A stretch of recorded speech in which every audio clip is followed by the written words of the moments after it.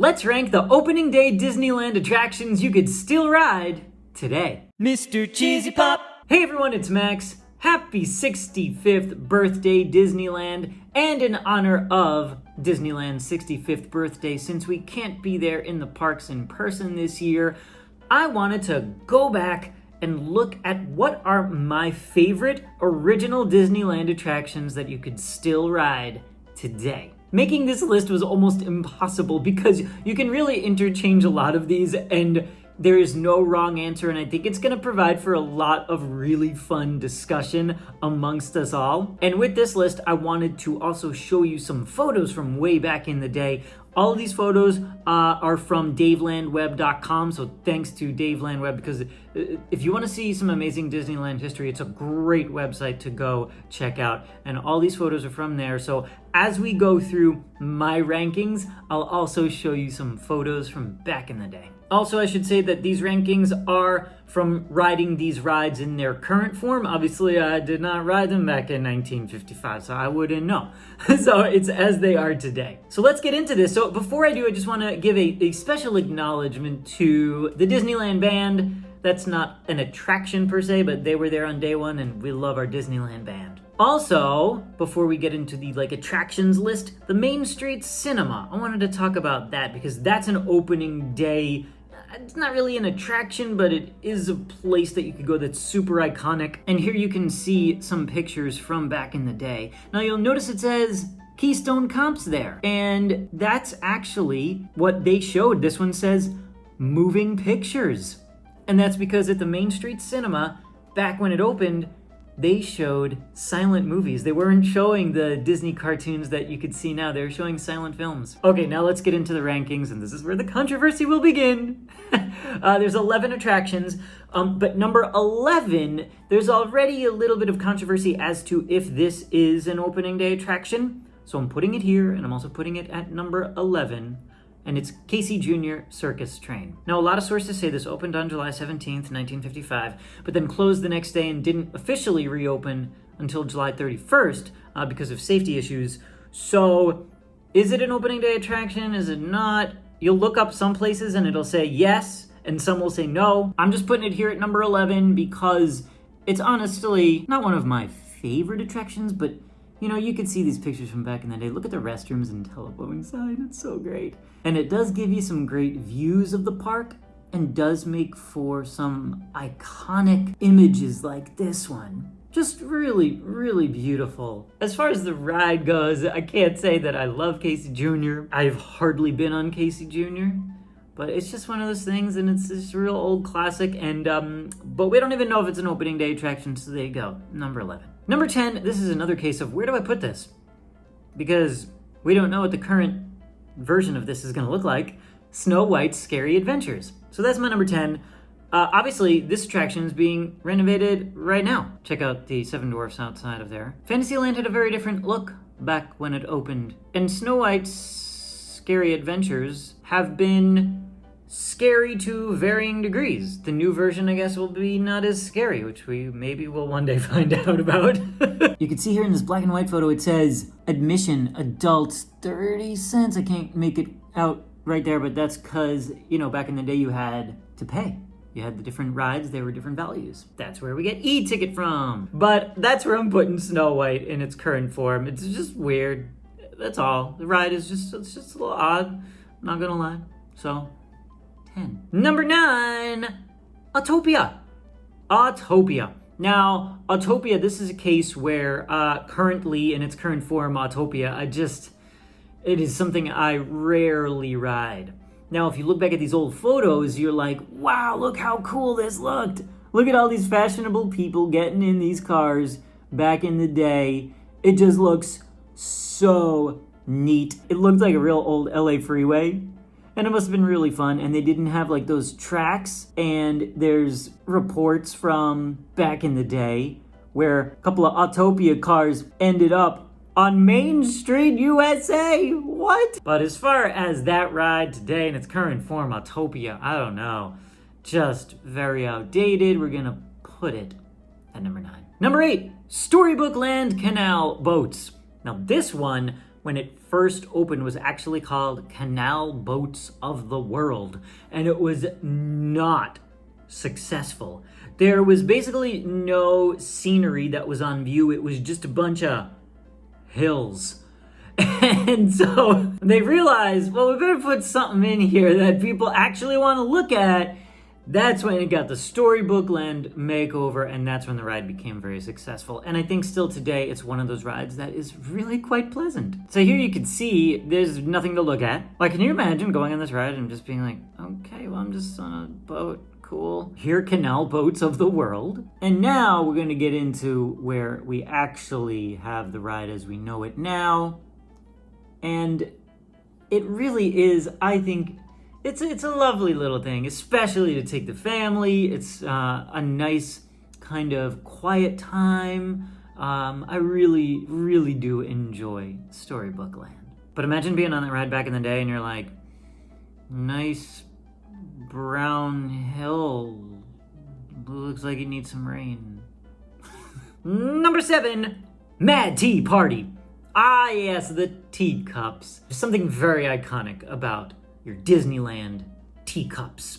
And especially when you look in these old photos, which you could see here, the placement of where the teacups sat behind the carousel, they provided for some beautiful overhead photography, as you see in these old images. The colors, it doesn't get much more iconic 50s, 60s Disneyland than these images that we're looking at. I mean, look at the pirate ship behind there. Now, obviously, the teacups have been moved, so you don't quite get those views anymore. And in its current form, while I do love the teacups, I'm not always like, I gotta get on the teacups, because, you know, sometimes I don't want to be spinning around in circles for like a minute. It's just a lot. But there's something about that classic Disneyland teacup that it just... Number 6, King Arthur Carousel. And speaking of those classic Disneyland attractions that just make you... It's King Arthur Carousel.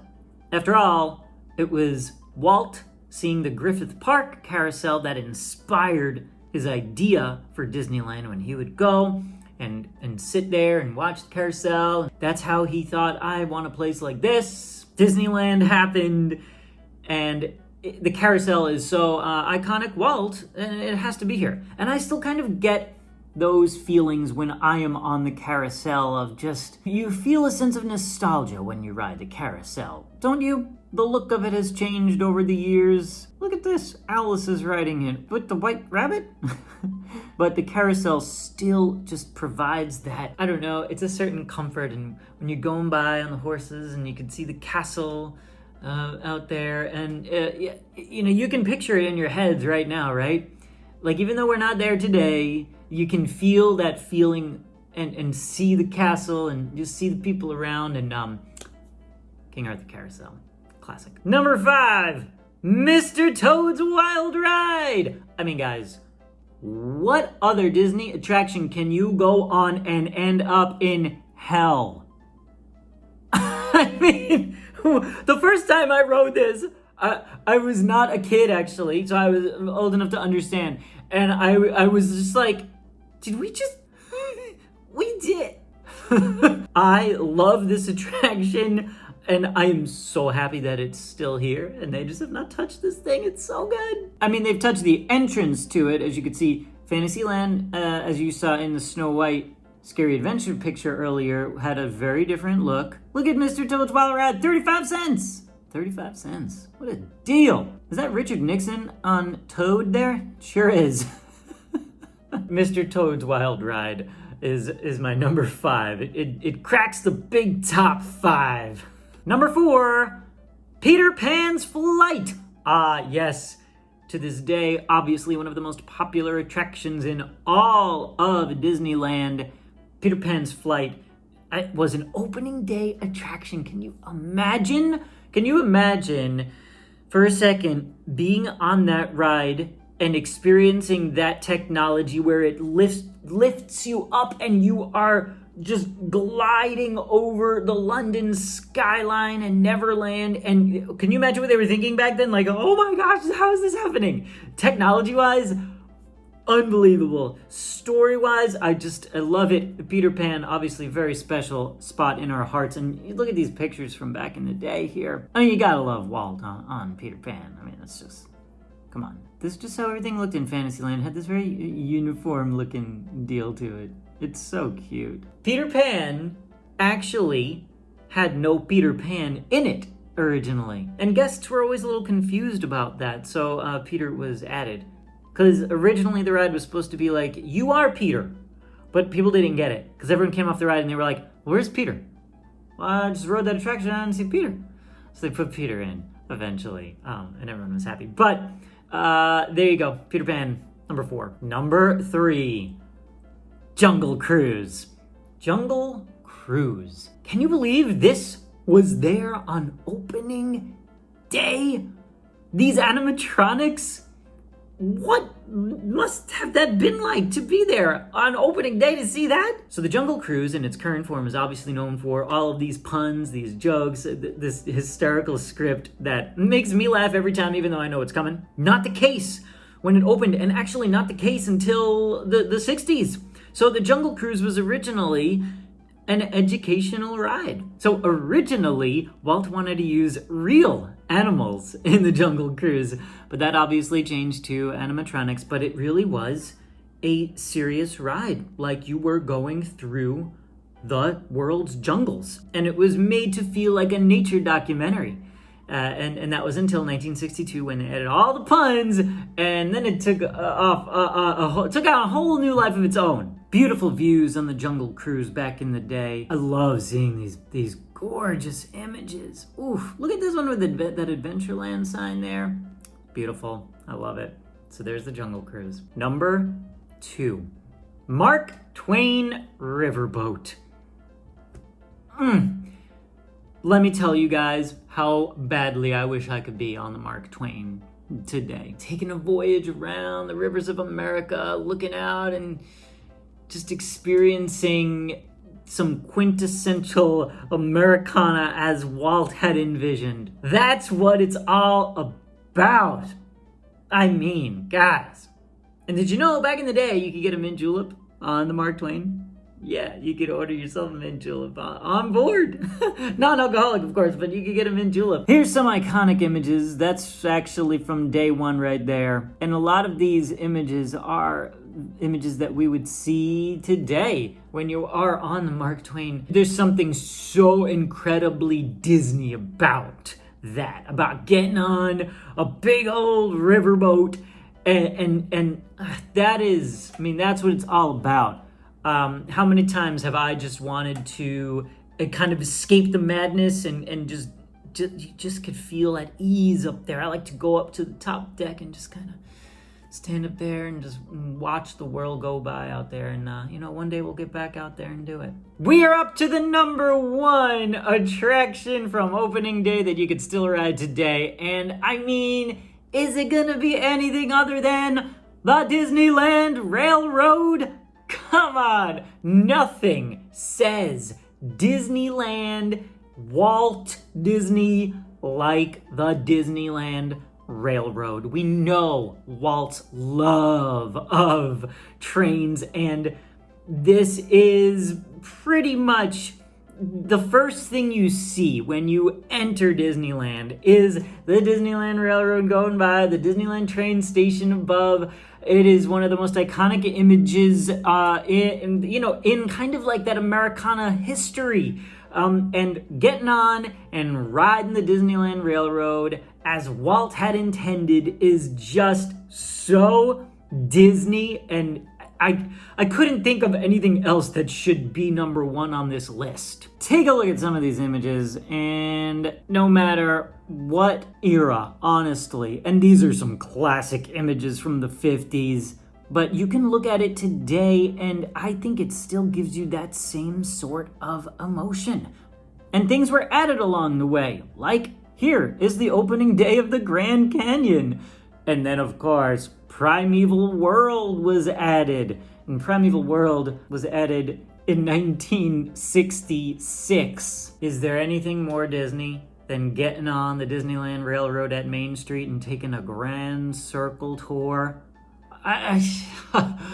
Oh man, who's sitting at home right now just daydreaming about that? Because, I know I've thought about it many times during all of this closure time. Oh man, but it's Disneyland Railroad, my number one. Well, there you go. That is my list. Now I want to hear from you guys. Comments below. Let's get this discussion going.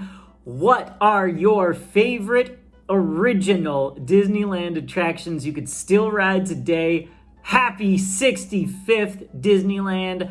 Hope you guys are doing really well. Like, subscribe, check out my Patreon page. Have a magical day, everybody. Bye.